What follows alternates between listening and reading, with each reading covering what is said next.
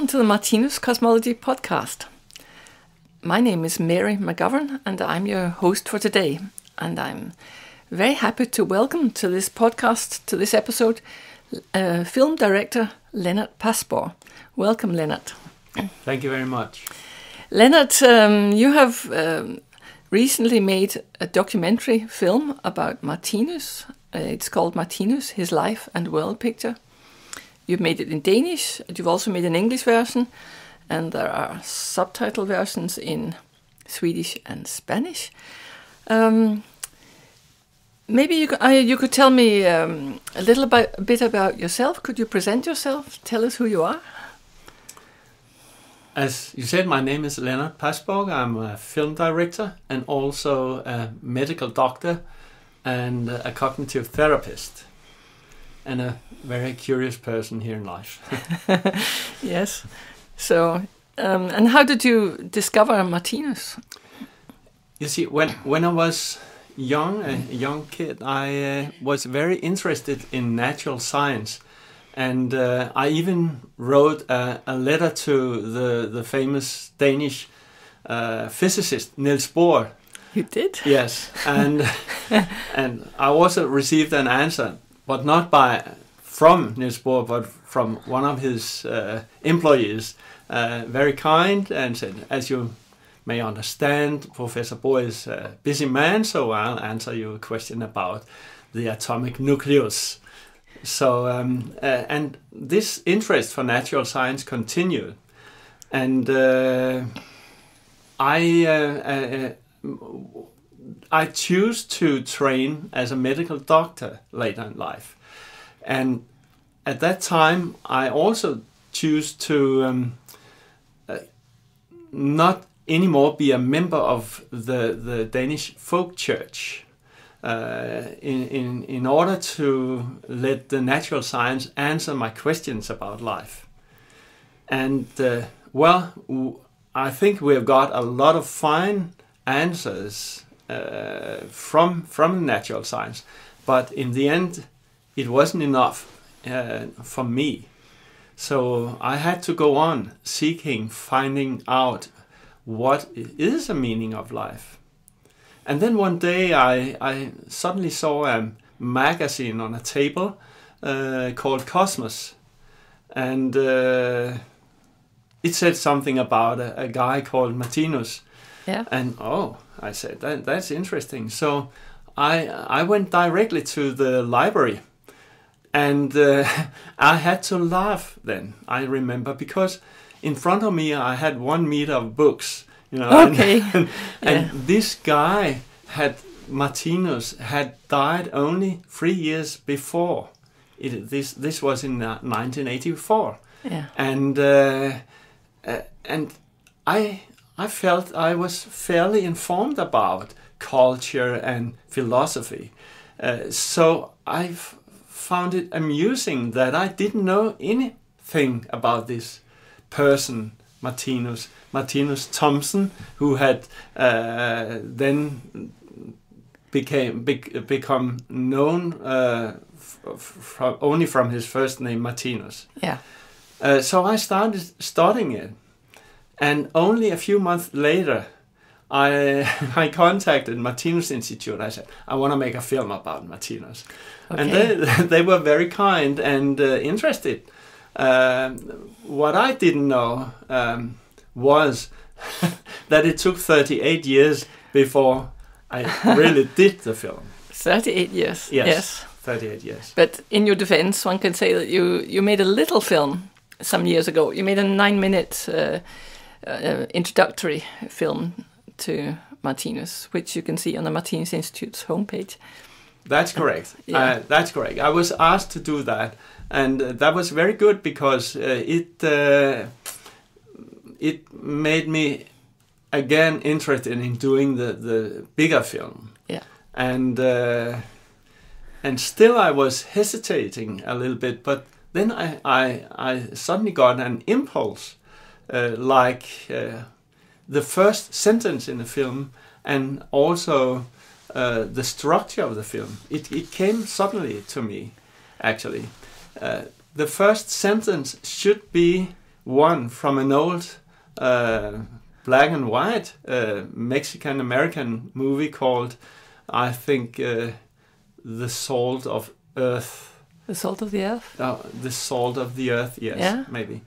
And it is a woman's voice starting with, I don't know how to begin this story, which has no beginning and no ending. Oh, okay. Yeah. So that's how my film starts.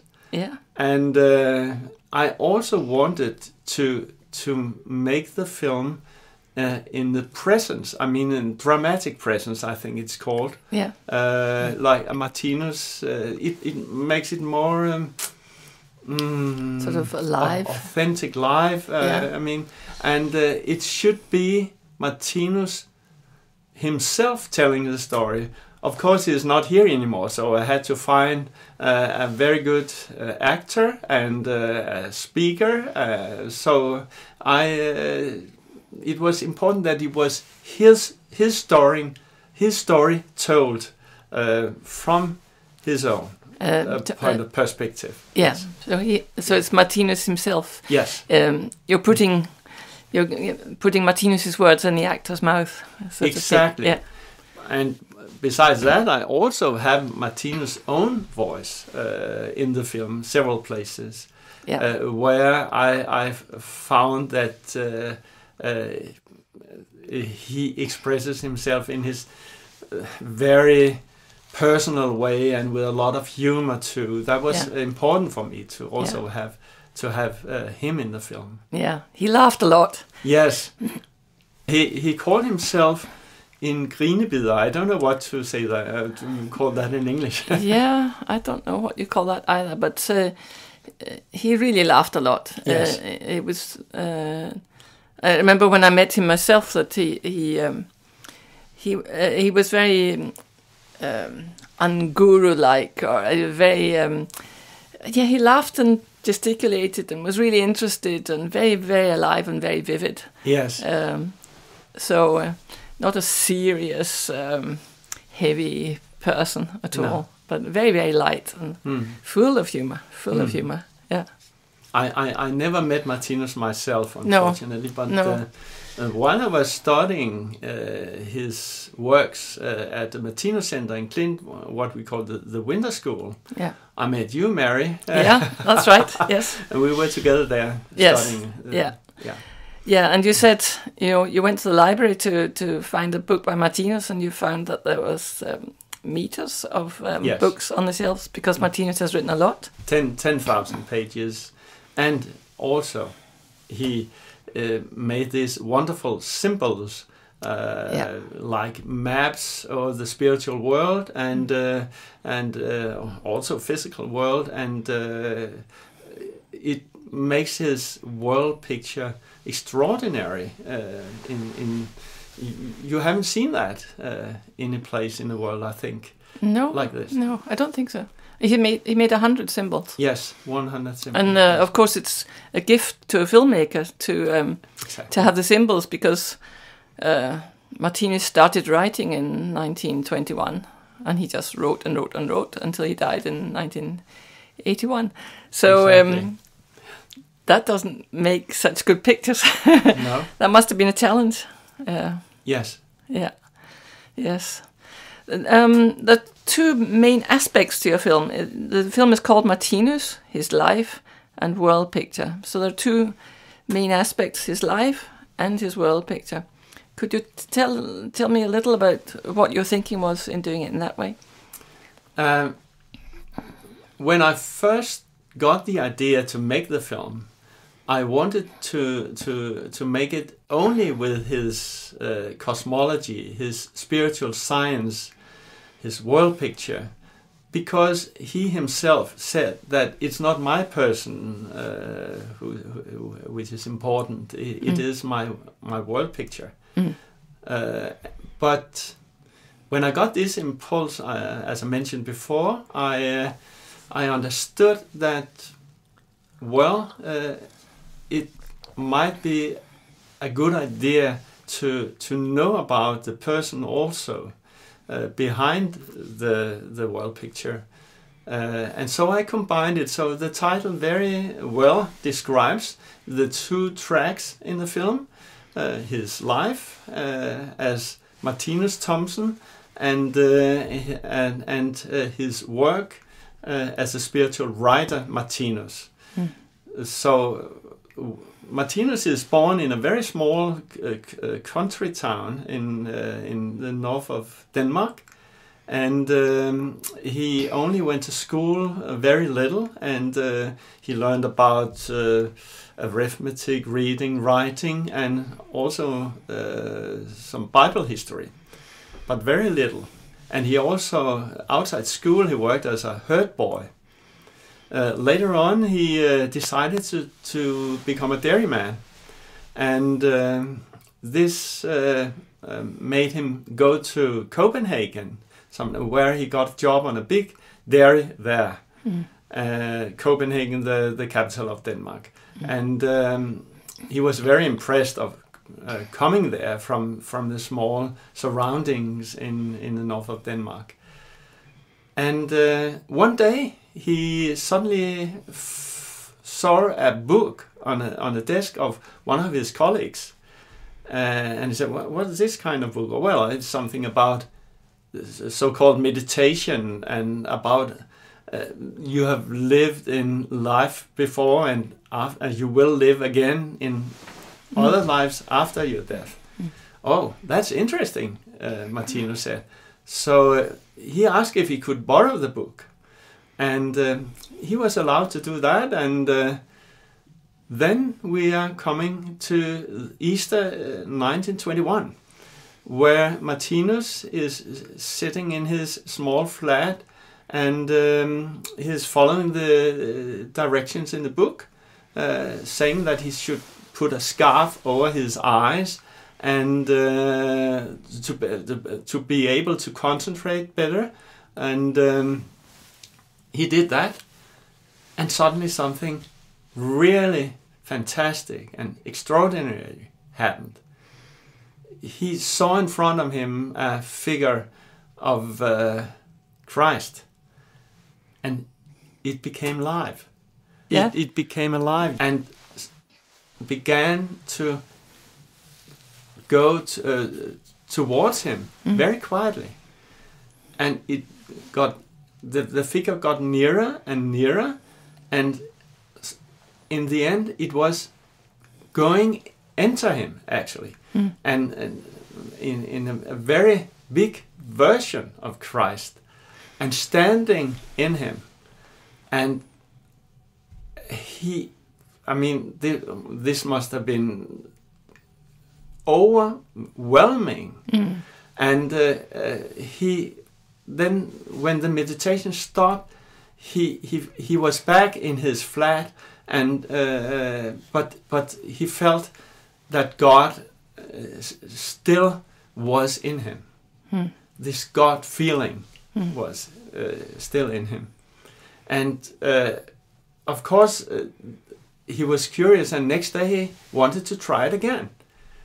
And this time his experience was like a shadow moving over the sky, and the sky became brighter and brighter, and he saw golden rays more and more filling the sky and becoming one golden ocean of rays.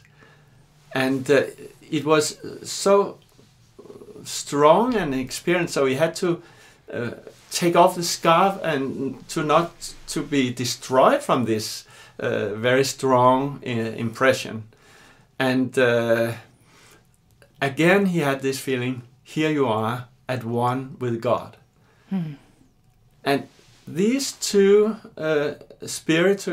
spiritual experiences changed his life completely. And he wanted to tell the world about what he had experienced, and he started writing. And as you mentioned before, he wrote 10,000 pages and draw and painted 100 symbols. and it became his work for the next 60 years of his life.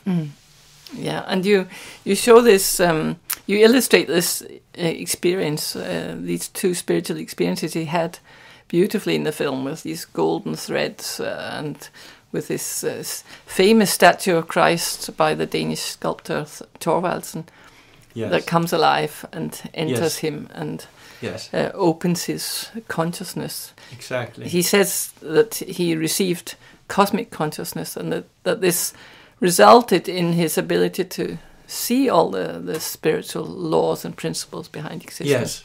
And that this experience wasn't just for himself. He needed to communicate it to other people. That was the reason for it. Yes, that's right. And he stresses in his works, even in the preface to Livets Bog, the Book of Life, Volume 1, that he is no different to anybody else, that either you've had this experience before him or you will get it later. Yeah. So he's not making out that he's better than anybody else. No. That's important. That's important, yes. So, what aspects of Martinus's world picture did you illustrate in the film or point to in the film? For me, my interest went in the direction of understanding pain, suffering in life. I mean, why is there death, and why? And I mean, why couldn't it all be? Why can we not all be happy all the time? And what is? How can we understand challenges? And Martinus does with his world picture a lot to explain that. And I mean, alone this thing will mean a lot to people, I think, if they could understand or try to see it this way. It would be a very big help, especially in challenging situations. Yeah. And also, one of his symbols is called livsenhedsprincippet. And what is that called in English? It's called the principle of life units. Yes, the principle of life units. It means a lot to me. It's one of his. It's only in black, white, and gray actually. The symbol, but I mean, in this symbol, he explains that everything is connected, like life units in in life units, and so on, up to the universal point of view and down to the microscopic point of view. He talks about microcosmos and macrocosmos and mesocosmos is the middle mesocosmos, one. Yes. So it's life within life within life within life for all eternity. Yes. It's one of my favorite symbols too. And the subsidiary title for it is A First Glimpse of the Godhead. Yes. And I love that because here we have the structure of God. Yes. Here we see how God is built up. Yes. And of course we're talking about an infinite structure and an eternal structure. Yes. But it consists of life within life within life within life within life. So it's like a hologram, this symbol. Yes. And this whole perspective is giving me a lot because it is not excluding anything. No, there's nothing outside God. And in this meaning, it also says something about not only like physical matters, but also the spiritual matters. Can you say that?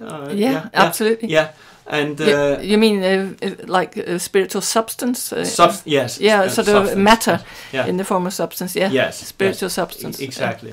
And because then it will accept other beings too, because it's a part of God as well. Yeah. And this is very important, especially in the world today, when the ego has a tremendous place and is accepted all over. But it gives the world a lot of suffering, and you could look at others like enemies. But Martinus says, no, we are all part of God. So even our so-called enemies are a part of God. And this is also a very Christian way of thinking, I think, to forgive everybody, like Christ said. So this is... I don't find this anywhere else in the world, this total world picture as the one Martinus did. Yeah, and of course, when we experience unpleasantness, I mean, there are wars going on in various places in the world at the moment. People are ill, refugees are struggling to get away from difficult situations, and there are natural catastrophes and so on. One can ask why, and here we have the principle of reincarnation and the principle of karma. Like, if this was the only life that we experienced, there would be no love in the world. Yes. There would be no justice. So reincarnation is an important aspect. But you also illustrate the idea of karma through Martinus' symbols in the film. So what we send out comes back. So perhaps our enemies have something to teach us. Yes. That is very important, I think, and I try to have that in the film as well. And of course, I trained as a medical doctor in natural science. I had to really to expand my view of the world by accepting reincarnation, for example. Yeah. But it makes logic now for me. Yeah. Because you wouldn't find any kind of justice if we only lived one life. I mean, one is born on a terrible condition, under terrible conditions, and other in a very rich nation, for example, and have a lot of money to deal with, but where's the justice in that? So, but by looking at the world as Martinus does, that you are on an eternal journey, and you are developing yourself all the time, every minute, every second, you are developing. And then it gives meaning, I think. And you have to accept reincarnation. And what comes first, the brain or the consciousness? That's a question which has been asked many times in natural science, in philosophy. And I have to accept that consciousness was first, and then we were what do you say, gestalted? Can you say that? We were formed. We were shaped. Formed as human beings. It could be plants, it could be animals, and so on. It could be bacteria, etc. But when we come to the end of the day, there is a consciousness behind. Yeah. So Martinus talks about an eternal consciousness, that we always have a consciousness, but that it's eternally changing. Like it's not always the same. Like the consciousness of a plant is expressed in another way than the consciousness of a beast of prey or a human being or a Christ being.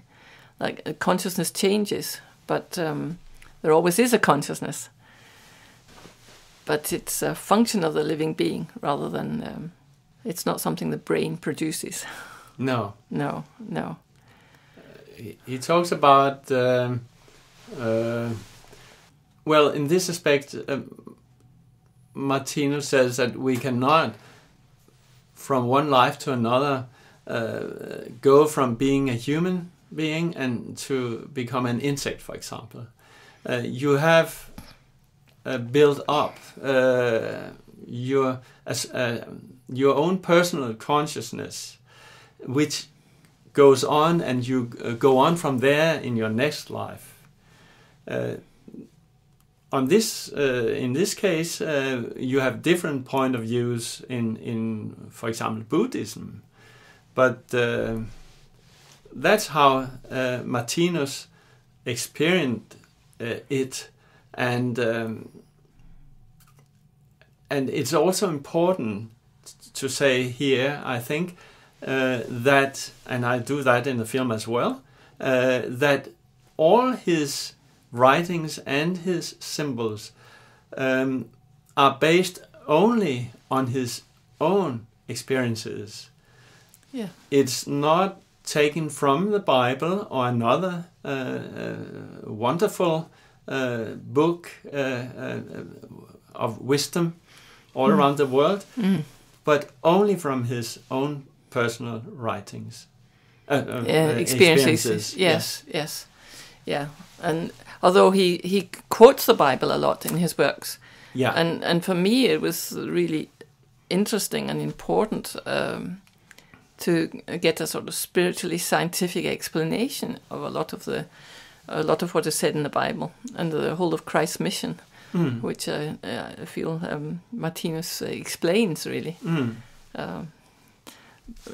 Christ being the model for human behavior. Yes. Love your neighbor as yourself. Yes. But of course Martinus expands this idea of who our neighbor is. Yes. To include not just Everything. other human beings, but our organs, our cells, yes, the planet, and so on, the animals, the plants, and so on. So there's nothing that should not be embraced by our love. No. So for me, he really expands this idea of neighborly love and makes it total. Yes. All inclusive. Exactly, and I love his way of expressing that love and logic are the one and same thing. Yeah. That's wonderful, I think. Yes, I think you quoted something about that at the beginning of the film. Yes. Yeah. That's right. Yes. So, is there anything you would like to add before we wind up? Yeah. Well, I could end up by saying, like I do in the film, that what the world needs now is to understand love in a better way and to express it and to be kind to your surroundings as much as you can. Well, I would like to end by saying that what Martinus says about what the world needs at this special place where it is now is that we could learn to express love in a much better way and to be friends. And maybe this could sound naive, but I think he is so right. That is exactly what we need to be able to talk and work together in a loving way, an honest way, and I think we will at one point see that this is absolutely necessary to handle all the very hard and challenging situations we see around the world today. Yeah, he says in the beginning of the film that all the dark states that we experience in the world today are due to one thing, and that's a lack of love. So exactly. he calls it the one thing needful, which also is a quote from the Bible, the one Yeah. thing needful. So all we need is love. All we need is love. But we have to understand what love is in all dimensions. Yes, exactly. And it's not something sentimental, but No. it has to be balanced with intelligence. Yes. What's the most appropriate way of manifesting love? Yes. It can mean saying no very strongly, Yes. but it can also mean saying yes. Yeah. Well, thank you very, very much, Lennart Pasborg, for making this film and for guesting this podcast today. If you would like to see the film Martinus, His Life and World Picture, you can find it on YouTube. I'll repeat the title, Martinus, His Life and World Picture. You can find it in English. You can also find a Danish version. You can find it with Swedish subtitles and Spanish subtitles. So we hope that your film will go around the world. Thank you for making the film, and thank you for being here today. Thank you, Mary. It's been a pleasure.